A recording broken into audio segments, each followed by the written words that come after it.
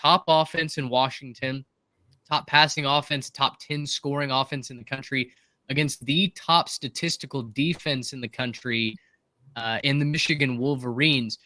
We'll break down the X's and O's here in just a minute in the matchups, but from an entertainment standpoint, how excited are you to watch Michael Penix Jr. go up against the nation's best, a secondary that locked down those speedy wide receivers that Alabama threw at him? I couldn't be more excited because it's a test of the utmost magnitude for both sides. Because you look at the wide receiver core in Washington, I think top to bottom, that wide receiver core is the best in the country. I know there's some fans in Columbus, Ohio that would take umbrage with that, but the results on the field speak for themselves. Like during the Sugar Bowl, you saw it. And I think a lot of the country that maybe wasn't paying attention to Washington or didn't watch as many of their games finally got to see the greatness that Rome Odunze is and why he is probably going to be a top 15 pick in the NFL draft. This is a fantastic test for Rome Odunze, the rest of that Washington receiving core. This is a fantastic test for a lot of the NFL caliber defensive backs that are going to be wearing the maize and blue in this one too. I think, NFL scouts are going to be salivating at that matchup because you're going to get to see the best of the best on both sides of the ball going up against each other.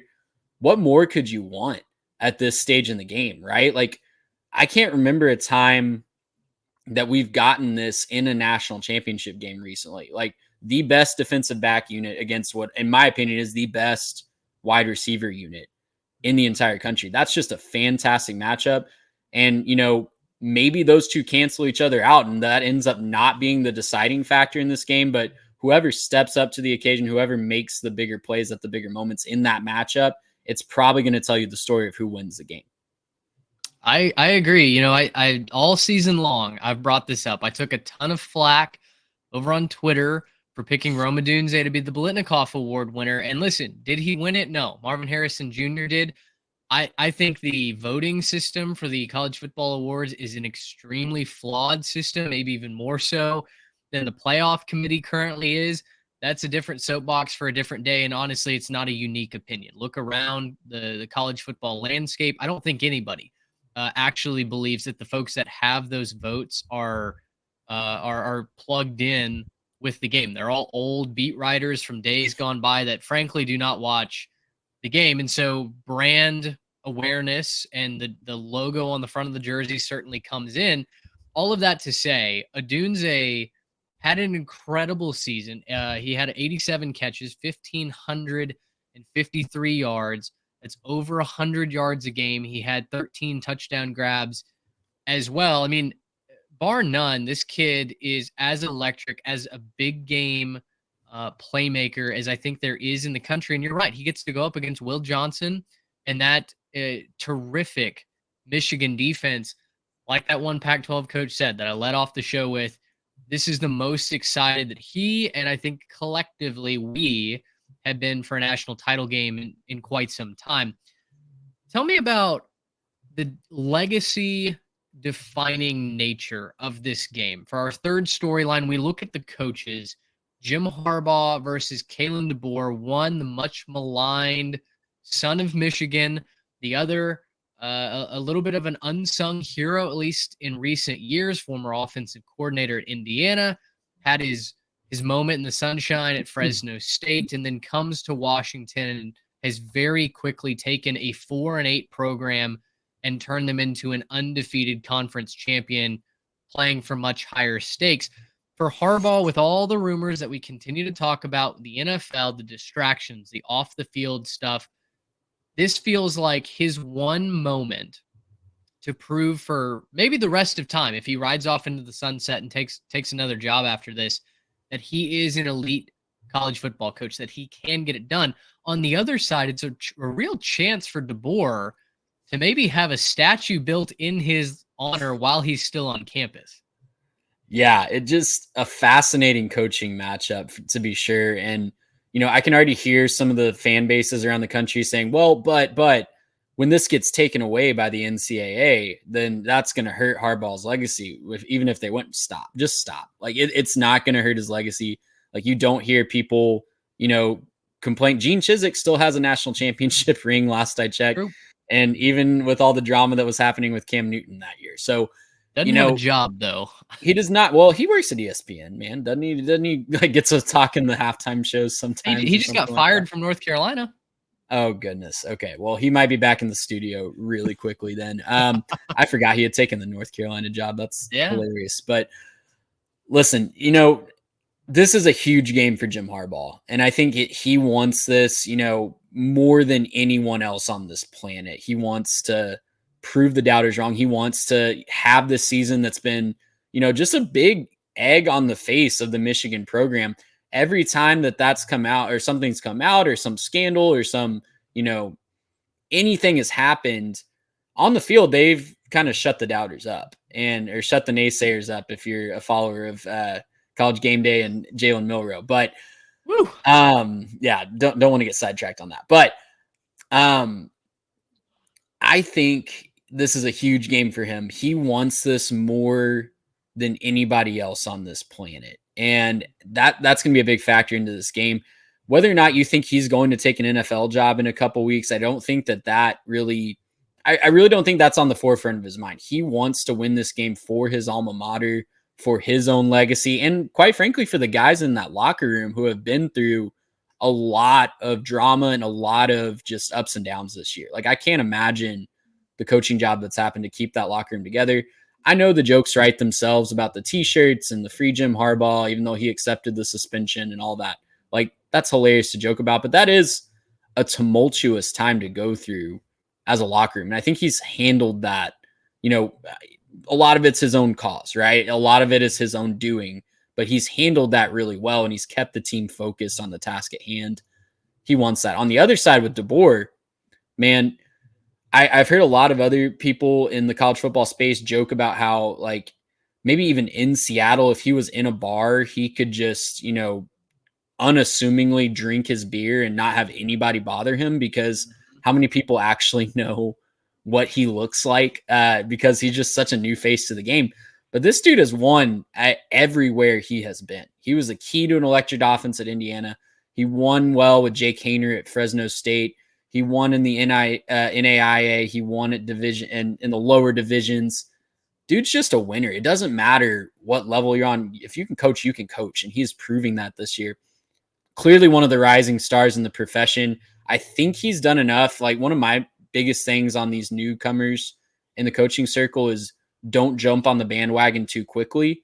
Yeah. If you're on the Kalen DeBoer bandwagon, you're not on there too quickly, because he has proven time and time again, level after level, the man knows what he's doing. He knows how to coach. Like, he is truly one of the next great rising stars in college football, whether that's at Washington or another program, I don't know, but he is going to be a surefire star in the coaching ranks, win or lose on Monday. Yeah, you bring up a good point, right? It's not like he is, a young up and coming coordinator that's just kind of stumbled into this success, maybe like a Lincoln Riley did. He's won at the lower levels, and he's won national championships. He did it the hard way. He did not get the, no one can tell him that he was born on third base and thinks he hit a triple. He did it the hard way, grinded for, decades to work his way up. And now he's seen the fruits of that. Totally agree. I joked off the top that, we've had Catholics versus convicts, right? In the past, everyone loves to come up with a funny acronym. I joked off the top that this is the doubted versus the despised. And listen, fair or not, to say either thing about either team, I think those narratives generally hold true, right? And you explain the Michigan narrative, all the scandal. Again, that's a lot of self-imposed issues, the cheeseburgers and opposing sidelines, right? Kind of sum up Michigan's troubles over the last 2 seasons. But and the fact that Stallions was at the Rose Bowl and will be at this game, that's just hilarious to me that he's still finding a way into the stadium. It's the American dream, baby. That's the American dream. But for Washington, they've been doubted at every step of the way, and I've been a part of that. You picked them to make the playoff in the preseason. I mean, you deserve your flowers here.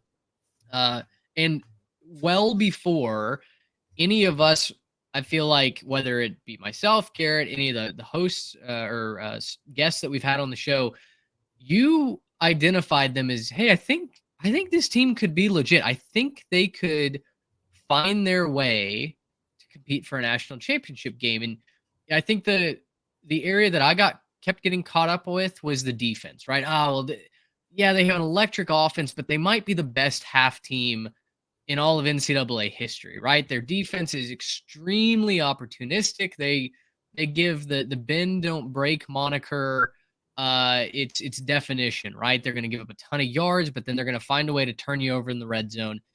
Can that last? And first, I thought it would come to an end against Oregon, and then I thought it would come to an end against Oregon State before surely the Ducks beat them in Vegas, right? And then finally, I gave the Longhorns the edge to over them in the Sugar Bowl.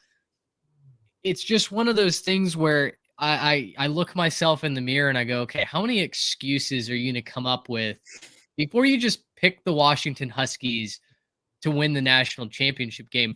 For as much as Michigan has said, oh, this hate fuels us, right? It's Michigan versus everyone. Do you think there's an element of being doubted that Washington has been able to harness this year? Oh, I'm sure there is, because they weren't a bad team last year. They won 10 or 11 games last year, won a big bowl game against Texas in the Alamo Bowl. And they came into the year with, one of the most electric quarterbacks in the country, definitely one of the most electric quarterback wide receiver combos in the country. And they knew that, but not a lot of people outside of Seattle were giving them credit for that, even after they displayed it the year before. But the thing about Washington is the thing that I think I love the most about it is they probably are using that as motivation. They probably are using the doubt as motivation, but you would never know it. Like, they just kind of quietly have gone about their business. They've gone about their deal. They played a lot of close games. They are battle tested from one of the toughest conferences in the country this year. The Pac-12, top to bottom, was maybe better than the Big Ten this year, top to bottom. I don't think that that's taking too far of a stretch to say, but you would never know. They don't wear that on their sleeves, right? They are definitely probably being motivated by that, but they don't wear that on their sleeves. They don't, it's kind of annoying sometimes when teams say, we're motivated by being doubted. When Kirby Smart says, everyone thought we would go 7-5. Like, no, they didn't. Shut up. Washington has used that as motivation. It's carried them through the season, and they're battle tested. Like, you don't just win 8 or 9 straight 10-point games by 10 points or less by accident. That's culture. That's a winning foundation that they have up there in Seattle. And it's impressive. And if anybody on that Michigan sideline thinks that they're in for a cakewalk, I think they're sorely mistaken, because Washington's, like you said, Mitch, like, the national narrative on Washington all year long is they'll trip up at some point. They'll trip up to Oregon. They'll trip up to Oregon State. They'll lose in the Pac-12 championship game. They'll lose to Texas. And they just keep winning. That's not on accident. That's not fluky. And, at some point, the luck might run out, or at some point, they might just win the whole dang thing. And I think that's a very, very real possibility. Huskies have a little bit of the Texas Rangers in them, don't they? I mean, gosh, bit. An electric offense, the defense that has gotten better with time, right? It seems like every new week, it's like, well, that concern kind of went out the window, or, oh gosh, they found a way to address that. It's opportunistic, and it, like you said, it's bend but don't break. They're going to force a couple turnovers. JJ McCarthy takes care of the football really well, but Quinn Ewers and that Texas offense had taken care of the football really well. And you look up and they fumbled twice, forced fumbles, and it completely changes the game in the second half of that Sugar Bowl. It absolutely does. Gracious, yeah.